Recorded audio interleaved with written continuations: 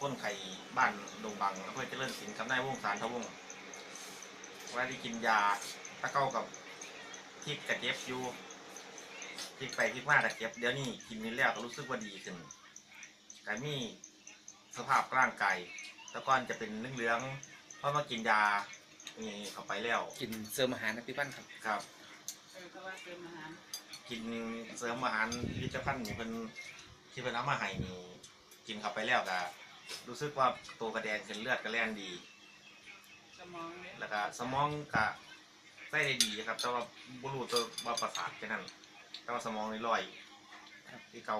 การพูดการจาแตะก้อนเป็นยังไงครับ การพูดกันจาตะก้อนก็เป็นคัดๆเพราะบ่คล่องปานนี้เดี๋ยวนี้เริ่มคล่องขึ้นมาแล้ว กินในกี่เดือนนะพี่ กินได้ประมาณ2 เดือนนะครับ แต่เห็นความเปลี่ยนแปลงนี่เนาะ ครับ ครับผม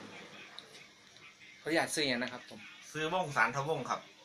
อยู่บ้านไหนนะ อยู่บ้านดงบังตำบลบ้านเราอำเภอเจริญศิลป์ ครับผม สกลนครเท่านี้ อันนี้คือคนที่แนะนำนะครับขอโทษคุณพี่อย่างนะครับ กันที่มาจ้ะ ขอบคุณการเจมานะครับ โนชายาค่ะ ครับนี่การที่มาติดตามเรื่อยๆนะครับ ผม ครับ ขอให้สุขภาพร่างกายแข็งแรงนะครับผม ครับ